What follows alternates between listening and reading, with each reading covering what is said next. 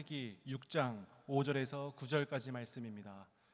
창세기 6장 5절에서 9절까지 말씀입니다.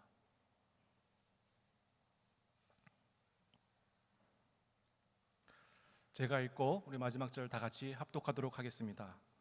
여호와께서 사람의 죄악이 세상에 가득함과 그의 마음으로 생각하는 모든 계획이 항상 악한 뿐임을 보시고 땅 위에 사람을 지으셨음을 한탄하사 마음에 근심하시고 이르시되 내가 창조한 사람을 내가 지면에서 쓸어버리되 사람으로부터 가축과 기르는 것과 공중의 새까지 그리하리니 이는 내가 그것들을 지었음을 한탄함이니라 하시니라. 그러나 노아는 여호와께 은혜를 입었더라. 마지막 절 다 같이 읽겠습니다. 이것이 노아의 족본이라. 노아는 의인이요 당대의 완전한 자라. 그는 하나님과 동행하였으며. 아멘. 오늘 이 시간 그러나 여호와께 은혜를 입었더라, 그러나 여호와께 은혜를 입었더라 라는 제목으로 말씀을 전하도록 하겠습니다. 성경에서 가장 어두웠던 시대들, 성경에서 칠흑같이 어두웠던 시대들, 성경 곳곳에서 이 어두웠던 시대들을 말하고 있습니다. 성경에서 구약시대의 사사시대라든지 혹은 예수님께서 오시기 그 전에 그 긴 그 암흑시대라든지 성경에서는 칠흑같이 어두운 그 깜깜한 시대들을 또 설명하고 있습니다. 그런데 그 많은 어두운 시대들 가운데 가장 어두운 시대가 있다면 바로 우리 오늘 읽은 본문, 바로 노아의 심판의 때, 노아의 때가 아닌가 생각이 듭니다. 노아의 시대, 사랑이 풍성하셔서 그 사랑 그 자체이신 하나님께서 끝끝내 심판을 행하시는, 심판이, 하나님의 심판이 감행되어야 될 정도이니 얼마나 그 시대가 암흑 시대였고 깜깜한 시대였는지 우리는 미루어 짐작할 수 있습니다. 오늘 본문에서는 하나님께서 우리가 잘 사용하지 않는 그런 표현을 사용하십니다. 하나님께서 인간을 지으신 것을 한탄하시고 마음에 근심하셨다, 이렇게 성경은 기록하고 있습니다. 아니, 어떻게 하나님께서 한탄하시고 근심하셨다라는 말씀을 하실 수 있을까? 어떻게 하나님께서 인간을 지으신 것을 후회하실 수 있을까? 하나님은 실수가 없으신 하나님인데 어떻게 그럴 수 있을까? 우리가 이렇게 생각이 듭니다. 그런데 하나님께서 한탄하셨다, 이 근심하셨다라는 이 단어, 이 원어의 뜻을 보니까 이 한탄하셨다라는 그 원어의 뜻을 영어로 번역한 것을 보니까 to be sorry입니다. 유감스럽다. 그러니까 인간이 죄악을 짓는 그 상황을 보시고 그 모습을 보시고 하나님께서 굉장히 유감스럽고 하나님께서 마음이 굉장히 불편하셨다, 이렇게 해석할 수 있습니다. 그리고 하나님께서 근심하셨다라는 단어의 뜻을 또 이렇게 영어로 보니까 pain, hurt 이렇게 적혀 있습니다. 그러니까 고통, 통증 이런 뜻입니다. 그러니까 하나님께서 인간이 지으신 그 죄악을 보시고 그 마음의 고통, 통증을 느끼셨다, 이렇게 해석할 수 있습니다. 그래서 오늘 본문의 6절, 그 6절의 말씀, 땅 위에 사람을 지으셨음을 한탄하사 마음에 근심하시고, 이 부분을 현대적으로 어떻게 해석할 수 있냐면 하나님께서 자기가 만드신 그 인간의 죄악을 보시고 마음의 불편을 넘어서 하나님께서 마음에 큰 상처를 받으셨다, 이렇게 우리는 해석할 수 있습니다. 단지 한 사람이 한 사람의 죄 때문에 상처를 받으신 것이 아니라 그 수많은 사람들이 그 죄를 저질렀기 때문에 하나님께서 그 모습을 보시고 또 마음이 너무 어려우시고 고통을 받으셨다는 것입니다. 하나님의 상처.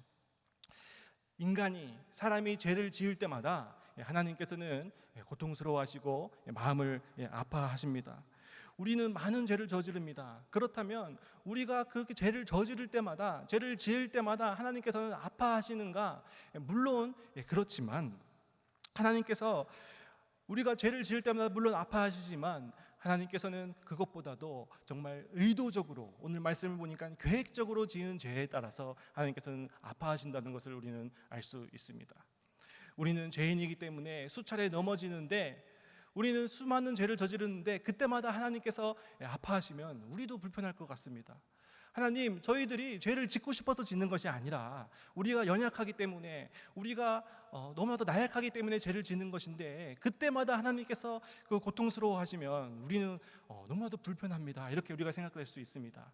그런데 우리가 단순히 죄를 저질렀다고 해서, 우리가 실수를 했다고 해서 하나님은 유감스러워하시고 불편해하시고 고통을 느끼시는 분이 아니라 의도적으로 지은 죄, 계획적으로 지은 죄에 하나님께서는 고통을 느끼신다라는 것입니다. 오늘 본문을 보니까 이 죄를 지을 수밖에 없는 상황에서 어쩔 수 없는 그를 말하는 것이 아니라 의도성을 가지고 계획적으로 그 짓는 죄에 대해서 하나님께서는 분노하신다라는 것입니다. 누군가가 우리들에게 큰 실수를 할 수도 있습니다. 누군가가 우리에게 해를 끼칠 수도 있습니다. 그런데 그 해를 끼친 사람이 우리에게 와서 용서를 빌고 잘못했다라고 반성을 하면 또 그 사람의 그 실수를 보니까 또 이해가 되어지고 또 그렇게 되어지면 용서를 할 수 있습니다. 그런데 용서를 해줬는데 이제 시간이 얼마나 지나고 나서 또 건너서 이렇게 들리는 이야기가 알고 보니까 그 사람이 의도적으로 계획적으로 나에게 와서 나에게 해를 끼치기 위해서 거짓말을 한 것이었고, 알고 보니까 그 사람은 악을 행하는 사람이었다라고 하는 것은 전혀 다른 이야기라는 것입니다. 이 노아의 시대에 그 노아 시대 사람들이 지은 죄는 단순히 죄를 실수로 범하는 것이 아니라, 단순히 연약해서 죄를 짓는 것이 아니라 의도적으로 계획적으로 반복적으로 그 죄를 짓는 것에 즐거워했던 시대, 그런 시대였다라는 것입니다. 이런 차원에서 보면 이 노아의 심판을 포함해서 이 우리 성경 가운데 계속해서 쏟아지는 이 심판은 이 인간들이 하나님의 심판 때문에 죽은 것이 아니라 결국은 자기 죄 때문에 스스로 멸망에 이르렀다, 이렇게 보아야 합니다. 성경에도 나옵니다. 너희의 죄로 말미암아 망하게 되었도다. 하나님께서 우리를 망하게 하시거나 하나님께서 우리를 죽이기 위해서 심판한 것이 아니라 우리 스스로 죄를 지어서 우리 스스로 파멸로 이르게 되었다라는 것입니다. 그래서 이 노아의 홍수의 심판을 보면서 그 심판의 가혹함을 하나님의 가혹함으로 오해해서는 안 된다는 것입니다. 하나님 탓으로 돌려서는 안 된다는 것입니다. 그래서 하나님께서는 언제든지 우리가 돌아오는 것을 기다려주시고, 우리가 죄를 고백하고 죄를 자백하고 죄를 인정하고 회개하는 것을 하나님은 계속해서 인내로 기대해 주시고, 우리가 죄를 고백하고 돌이키고 우리가 거룩한 삶을 사는 것을 하나님은 기다려주시는 분이시다라는 것입니다. 그런데 우리의 원수 사탄마귀는 우리를 어떻게 공격하느냐? 우리가 죄를 짓도록 계속해서 유도하고, 그리고 절대 회개하지 못하도록 하는 것, 이것이 바로 사탄 마귀의 전략이다라는 것입니다. 사탄의 방법은 이것입니다. 많은 죄를 짓도록 도와줍니다. 육신의 정욕을 보여주고, 안목의 정욕을 보여주고, 이생의 자랑을 계속해서 보여줘서 그것을 하게 하고, 그것을 소유하게 하고, 그것을 쟁취하게 하고, 계속해서 죄를 저지를 수 있는 상황과 환경을 계속해서 만들어주고, 마지막에는 어떻게 하느냐? 회개하지 못하도록, 하나님께 죄를 고백하지 못하도록 하는 것이 이 사단 마귀의 전략임을 우리는 알아야 한다는 것입니다. 그래서 이 인간이 짓는 죄들을 쭉 나열하는 것이 이 로마서 1장 28절부터 나오는데, 인간의 그 대표적인 죄, 약 21가지의 죄가 쭉 나옵니다. 제가 한번 읽어보겠습니다. 여러분 한번 이게 눈으로 한번 따라와 보시기 바랍니다. 로마서 1장 28절입니다. 또한 그들이 마음에 하나님 두기를 싫어하매 하나님께서 그들을 그 상실한 마음대로 내버려 두사 합당하지 못한 일을 하게 하셨으니 곧 모든 불의, 추악, 탐욕, 악의가 가득한 자요, 시기, 살인, 분쟁, 사기, 악독이 가득한 자요, 수근수근하는 자요, 비방하는 자요, 하나님께서 미워하시는 자요, 능욕하시는 자요, 교만한 자요, 자랑하는 자요, 악을 도모하는 자요, 부모를 거역하는 자요, 우매한 자요, 배악하는 자요, 무정한 자요, 무자비한 자라. 이렇게 쭉 나옵니다. 인간의 대표적인 죄 21가지가 죄가 나열되어 있습니다. 우리는 살면서 이런 죄 안 짓습니까? 물론 우리가 이 모든 죄를 짓지는 않지만 분명히 이 가운데 우리가 습관적으로 반복적으로 또 우리가 연약해서 짓는 죄들이 분명히 이 안에 있다라는 것입니다. 그런데 이게 다가 아니라 하나님께서는 그 죄를 고백하고 그 죄를 자백하고 돌이키는 사람에게는 하나님께서는 심판이 아니라 용서를 주신다라는 것입니다. 어떤 사람은 연약해서 죄를 짓고, 어떤 사람은 의지력이 약해서 죄를 짓고, 어떤 사람은 유혹에 유난히 약해서 죄를 짓는데 다 그게 우리 이야기 아니겠습니까? 그래서 죄를 짓는 것, 그렇지만 그것보다 더 그렇지만 중요한 것은 뭐냐면 우리가 죄를 인정하는 것, 우리가 죄를 고백하고 회개하는 것일 줄로 믿습니다. 그래서 회개한 사람은 마귀가 절대로 지옥에 들어갈 수 없습니다. 왜냐하면 우리는 회개하고 용서를 받았기 때문입니다. 그래서 마귀가 뭐를 하게 하냐면 죄를 계속해서 짓게 하고 절대 회개하지 못하게 하는 것, 그것이 마귀가 쓰는 전략이다라고 하는 것입니다. 마귀가 죄를 짓게 하고 이렇게 계속해서 우리에게 넣어줍니다. 그거 죄 아니야. 성경에서 말하는 그거 속지 마. 죄 아니야. 다른 사람들도 다 짓고 있는데 왜 너만 그렇게 유난하게 그렇게 얘기해? 그거 죄 아니니까 걱정하지 마. 이렇게 자꾸 죄인 줄 알면서도 죄가 아니라고 계속해서 주입시키는 것이 바로 사단의 전략이다라는 것입니다. 그래서 32절입니다. 우리 32절의 말씀을 다 같이 한번 고백하겠습니다. 그들이 이 같은 일을 행하는 자는 사형에 해당한다고 하나님께서 정하심을 알고도 자기들만 행할 뿐 아니라 또한 그런 일을 행하는 자들을 옳다 하느니라.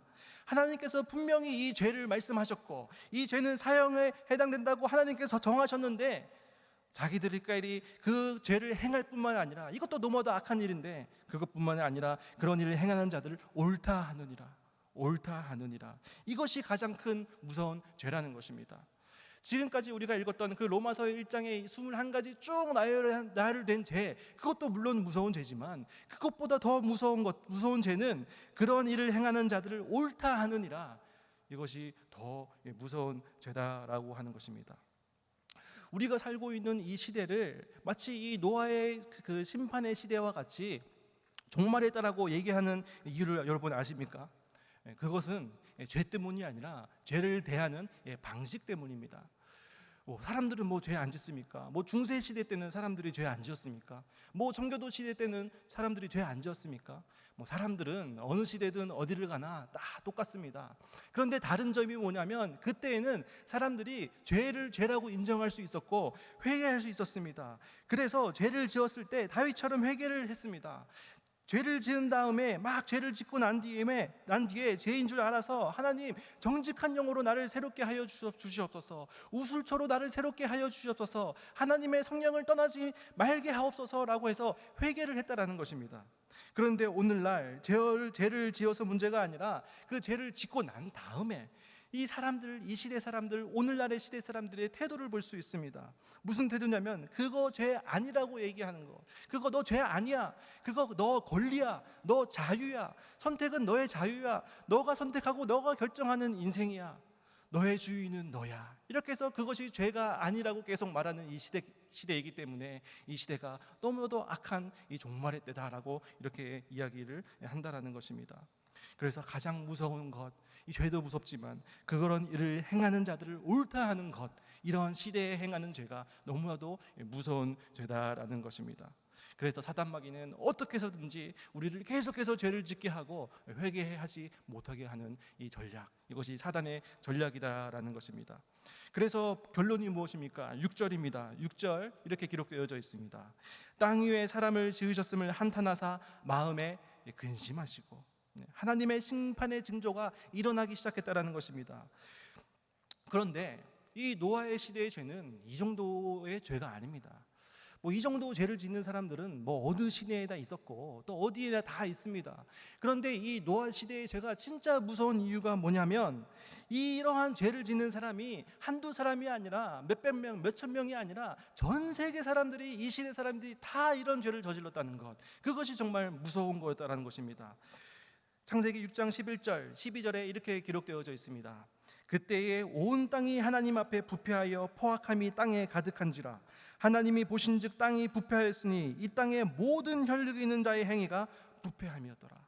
단순히 한두 명, 단순히 여러 명의 사람이 이러한 죄를 짓는 것이 아니라 온 땅이 하나님 앞에 부패했고 그 죄가 땅에 가득했고 모든 혈육이 있는 자의 행위가 그 죄를 의도성을 가지고 죄를 계획하고 그 죄를 즐겨 행하였다라는 것입니다. 즐겨 행하였다라는 것입니다. 서 있을 때도 죄를 계획하고 앉아 있을 때도 죄를 계획하고 자기 전에도 그 즐겁게 죄를 계획하고 또 자고 일어나면 여지없이 그 밤에 계획했던 죄를 실현하는 그 시대, 그리고 회개하지 않는 시대, 그 시대가 하나님께서 아파하셨던 시대, 하나님께서 마음이 불편하셨던 시대, 그리고 하나님께서 끝끝내 심판하실 수밖에 없었던 그러한 시대였다라는 것입니다. 오늘날 우리 시대는 어떻습니까? 오늘날 우리의 시대, 요즘 시대에는 이 사단 마귀가 막 폭력적이고 막 무시무시한 모습으로 우리 시대에 나타나지 않습니다. 오늘날 이 시대에는 사단 마귀가 편리함으로 다가옵니다. 사람들이 원하는 것을 다 가져다주고 또 조금씩 사람들을 마비시키고 사람들에게 필요한 것을 싹 뺏어가는 것이 이 사단 마귀입니다. 넷플릭스, 쇼츠, 릴스 이런 것들로 사람들을 계속해서 즐겁게 만들고, 그리고 반대로 뒤에서는 그 사람을 공허하게 만듭니다.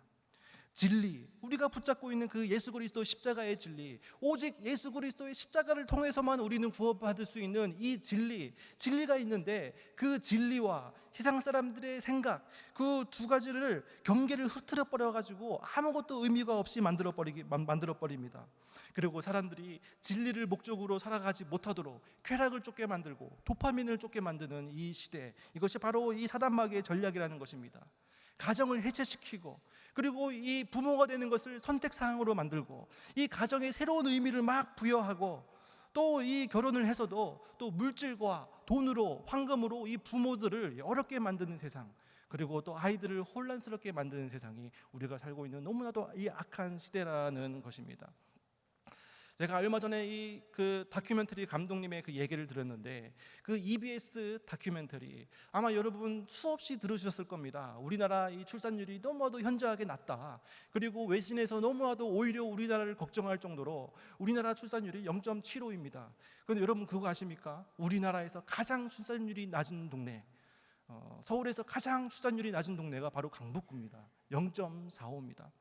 그래서 이 다큐멘터리 감독이 이 출산율을 좀 취재하기 위해서 일본으로 가서 일본 부부와 이렇게 인터뷰를 했는데, 일본은 25세, 29세 그 여성 출산율이 우리나라의 3.3배입니다. 그런데도 일본은 그 출산율 저하 쇼크라고 표현을 하면서 막 정책을 펼치고 있는데, 그래서 다큐멘터리 감독이 그 일본 부부를 만나서 이렇게 질문을 했는데, 그 질문을 한 자기가 너무나도 부끄러웠다 이렇게 고백을 하더라고요. 어떤 질문을 했냐면, 한국은 결혼하기 위해서 너무나도 많은 그 돈이 들고 또 자녀를 키우기 위해서 많은 돈이 드는데 일본은 어떻습니까? 라고 이렇게 질문을 했다고 합니다. 그런데 그 일본 부부가 그 질문을 듣고 하는 얘기가, 네?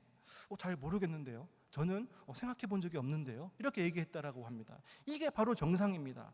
남자와 여자가 만나서 서로 사랑하고 서로 연합하고 가정을 이루어서 사랑의 결실인 그 자녀를 양육하고, 이것이 인간의 순리, 성경에서 말하는 진리, 너무나도 당연한 건데, 어느 순간부터 이 대한민국 사회는 그 사람, 그 출산, 양육, 결혼을 돈으로 보는 사회, 인류애가 전혀 없어진 사회, 너무나도 이 병든 사회를 우리가 살아가고 있다라는 것입니다. 그래서 사단의 전략, 그 가정을 해체시키고 그 의미를 새롭게 정의하고 부모가 되는 것을 선택하게 만들고, 또 이 아이를 낳지 않게 하고, 아이고 이 결혼을 하는데 이렇게 돈을 많이 드는데, 또 집을 장만하려고 하는데 이렇게 돈이 많이 드는데, 아이고 나 결혼 못하겠다, 나 결혼 미뤄야겠다, 아이고 이 결혼을 했는데 자녀를 키워야 되는데 어이구 이렇게 많은 돈이 드네, 어떡하지, 아이고 자녀가 장성했는데 또 학원 보내야 되는데 교육비가 또 어마어마하네, 우리는 아이 한 명만 낳아야겠다, 아니다 우리 아이 포기하고 우리 행복을 추구하자. 이런 시대가 우리가 살고 있는 너무나도 이 악한 시대라는 것입니다. 그리고 이 아이들이 온전한 단어를 말하기도 전에 그 손에 스마트폰을 쥐어주고 조금씩 조용히 그 아이들의 마음을 뺏어가는 그런 이 마귀의 전략. 그리고 가장 강교한 점은 그것이 결코 사단 마귀의 전략이라는 것을 사람들에게 드러내지 않습니다. 그것을 자유, 인권, 권리라고 부르도록 합니다. 이것이 사단 마귀의 너무나도 악한 전략이라는 것입니다. 그래서 11절에 그때에 온 땅이 하나님 앞에 부패하여 포악함이 땅에 가득한지라. 이 노아의 시대는 소망도 없고 또 내일의 소망도 없는 그런 너무나도 캄캄하고 어두운 시대였습니다. 그런데 그 어둡고 캄캄한 밤에 그 작은 별 하나가 밝게 비추듯이, 그 어둡고 캄캄한 칠흑 같은 시대에 그 작은 밝게 빛나는 별과 같은 인물이 있었으니 바로 이 노아라는 인물이었습니다. 오늘 본문의 8절에 이렇게 기록되어져 있습니다. 우리 8절 다 같이 읽겠습니다. 시작. 그러나 노아는 여호와께 은혜를 입었더라. 세상이 아무리 어두워도, 세상이 아무리 죄악으로 가득해도, 세상이 아무리 심판에 임박했다 할지라도, 그러나 하나님의 은혜를 입은 그 사람 한 사람이 있었다라는 것입니다. 우리도 이러한 한 사람이 되기를 원합니다. 이 심판이 가득한 너와도 이 악한 시대에 하나님, 제가 그 하나님 말씀을 순종하는, 그 하나님을 바라보는 한 명의 그 예배자가 되기를 원합니다. 이러한 고백이 우리 가운데 있기를 원합니다. 노아는 이러한 칠흑과 같은 상황 가운데, 칠흑과 같은 세상 가운데 반짝반짝 빛나는 이 별과 같은 존재였습니다. 이 8절에 보니까 이 그러나 이 원어로는 와우입니다. 와우. 이 그러나라고 하는 단어는 이 모든 현실의 반전을 일으키는 단어입니다. 세상이 어둡지만 그러나 하나님께서 역사하시더라. 이 모든 이 삶의 어려움 가운데서도 이 그러나 한 단어로 삶이 역전되어진다는 것입니다. 너무나도 악하고 심판이 임박한 이 세상 가운데 그러나 평강교회 하나님의 은혜가 임하였더라. 너무나도 어려운 이 가정의 상황 가운데 그러나 하나님의 도우심이 함께 하시더라. 이 앞에 아무리 어려운 일이 있어도 이 그러나라는 단어에 하나님의 그 반전이 있는 그런 단어라는 것입니다. 그래서 내 눈앞에 소망이 없을지라도 그러나 여호와로 말미암아 나는 소망이 생겼더라. 내 눈앞에 아무것도 보이지 않을지라도 그러나 주께서 내 앞길을 인도해 주시더라. 내 팔에 아무런 힘이 없을지라도 그러나 하나님의 능력이 내 삶 가운데 임하였더라. 내가 아무런 지혜가 없더라도, 내가 아무것도 모르고 무지하더라도 그러나 하나님의 지혜와 명철이 내 삶 가운데 함께 하시더라. 우리 삶 가운데 이러한 그러나 바우의 축복이 있기를 원합니다. 그러나의 은혜, 절망의 시대 그러나 나는 소망이요, 눈물의 시대 그러나 나는 찬송이요, 힘이 없는 시대 그러나 여호와는 나의 힘이시요, 무지의 시대 그러나 여호와 하나님이 나의 지혜와 명철이시라. 이러한 그러나의 은혜가 우리 삶 가운데 뚜렷하게 새겨지기를 원합니다. 그래서 이 그러나라는 단어가 너무나도 중요한 단어다라는 것입니다. 하나님께서는 이 진노 중에서라도 용서를 잃지 않는 분이시라고 이 하박국서에서 이렇게 이야기하듯이 하나님께서는 그 진노 가운데서도 돌아오는 그 한 사람을 기다리고 계신다라는 것입니다. 아무리 세상이 어두워져도, 아무리 세상이 이 죄악 가운데 가득해도 우리는 구원받은 존재일 줄로 믿습니다. 왜냐하면 우리는 그 예수 그리스도의 십자가의 보혈의 피를 우리는 붙잡고 살아가는 하나님의 자녀이기 때문에 그렇습니다. 내가 연약해서 죄를 짓던, 내가 알고 짓던, 내가 모르고 짓던, 또 내가 할 수 없이 짓던 이 회개하고 돌이킨다면 하나님께서 우리의 죄를 다 용서해 주시고 우리를 받아주실 줄로 믿습니다. 회개한 죄는 용서받을 것이고 회개하지 않는 죄는 심판받을 것입니다. 그래서 시편 78편 38절에 이렇게 기록되어져 있습니다. 오직 하나님은 긍휼하심으로, 하나님은 여러 번 돌이키시는 분이시다라는 것입니다.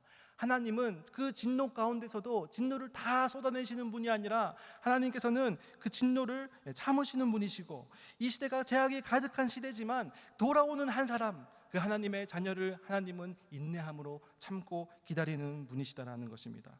그래서 이 노아의 심판이 전 세계적인 심판이었지만 그 심판에 초점이 맞춰진 것이 아니라 그 이면에는 그 장구한 하나님의 인내의 시간, 하나님의 기다림의 시간이 있었다라는 것을 우리는 잊어서는 안 됩니다. 그래서 베드로전서 3장 20절에 이렇게 기록하고 있습니다. 그들은 전에 노아의 방주를 준비할 동안 하나님이 오래 참고 기다리실 때에 복종하지 아니하던 자들이라. 노아의 방주를 준비할 동안이 바로 하나님이 참고 기다리시는 그 시간이었다라고 베드로 전서의 기자는 이렇게 이야기하고 있습니다. 하나님이 오래 기다려 주셨다라는 것입니다. 이 성경을 보면 이 노아의 방주, 이 방주의 제작 기간이 짧게는 80년, 또 길게는 120년 정도라고 이 성경은 기록되어져 있습니다. 논리에 따라 다르지만 이 80년, 이 120년 정도 걸릴 일이 아닙니다. 20년 정도면 물론 축구장보다 더 조금 큰 크기의 방주이지만 20년이면 좋게 지을 수 있는 것이 방주입니다. 그런데 아마도 하나님께서는 이렇게 말씀하셨을 것 같습니다. 노아가 하나님께, 하나님 180년 120년 걸릴 필요 없습니다. 제가 신속하게, 제가 순종하는 마음으로 방주를 빠르게 짓겠습니다. 이제 그럴 때 하나님께서 아니다, 천천히 지어라. 제가 빨리 신속하게 제가 순종하면서 짓겠습니다. 아니다, 하루에 3시간씩만 지어라. 그럴 수도 있었을 것 같습니다. 혹시나 너가 그 방주를 짓는 그 모습을 보고 한 사람이라도 돌아올까? 한 사람이라도 돌아올 수 있기 때문에 천천히 지어라. 내가 인내하겠다. 아마 그러셨을 것 같습니다. 그래서 하나님께서는 작정하시고 그 죄악이 가득하지만 돌아오는 한 사람을 기다려 주신다라는 것입니다. 그래서 우리가 어떠한 죄를 짓든지 우리의 죄를 자복하고 우리의 죄를 고백하고 우리가 그 죄에서 돌이키고 우리가 하나님의 자녀로서 거룩하게 살기로 결단하고 살아간다면 하나님께서는 언제든지 기쁜 마음으로 우리를 용서해 주시고 우리를 구원의 길로 인도해 주실 줄로 믿습니다. 성경에서 가장 오래 산 사람이 누구입니까? 무두셀라입니다. 무두셀라 969세를 살았다고 성경은 기록되어져 있습니다. 무두셀라의 이름의 뜻이 무엇인지 아십니까? 창을 들고 동네를 지키는 자. 무두셀라의 이름의 뜻이 창을 들고 동네를 지키는 자, 이런 뜻을 가지고 있습니다. 창을 들고 동네를 지키는 자가 죽으면 어떻게 되죠? 그 동네에는 멸망이 옵니다. 마지막 종말이 찾아옵니다. 그래서 그 시대 사람들에게는 무두셀라가 죽으면 이 시대에 종말이 오겠구나라고 이렇게 아마 알고 있었을 것 같습니다. 그런데 무두셀라가 일찍 죽을 수도 있는데 거의 1000년이라는 시간 동안 거의 969세를 살았는데 왜 이렇게 하나님께서는 무두셀라를 오래 살게 하셨을까요? 바로 무두셀라가 죽으면 종말이 오기 때문에 하나님께서는 그 무두셀라를 통해서 그 종말을 지연시켰다라고 우리는 봐야 될 것입니다. 무두셀라가 969세까지 살고 그 무두셀라가 969세 그 죽는 해가 바로 노아의 나이가 600세가 되는 해였는데 그때 하늘 문이 열리고 심판의 비가 막 내리기 시작했습니다. 노아가 600세가 되던 날 하늘 문이 열리고 하늘의 심판이 시작됐던 그날에 그 해에 무두셀라가 죽었다라는 것입니다. 그래서 여기에서 하나님께서 무두셀라의 나이를 고무줄처럼 늘리신 것은 바로 하나님께서 기다려주시는 시간, 하나님께서 인내하는 시간이라고 우리는 볼 수 있습니다.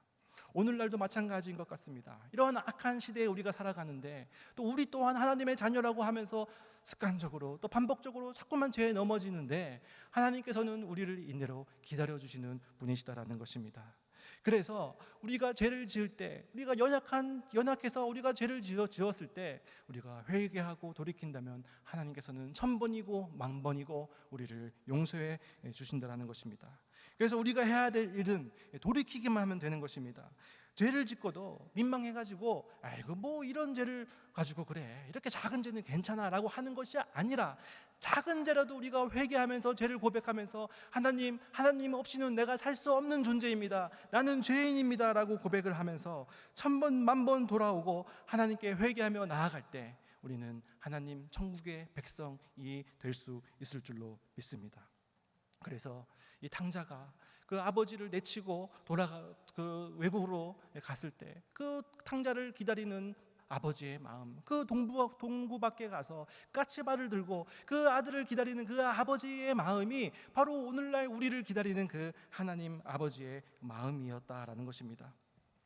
그래서 이 노아가 어떻게 이렇게 은혜를 받을 수 있었는가, 어떻게 이렇게 그러나의 은혜를 받을 수 있었는가, 그 이유가 성경에 나옵니다. 성경의 오늘 마지막 절 9절입니다.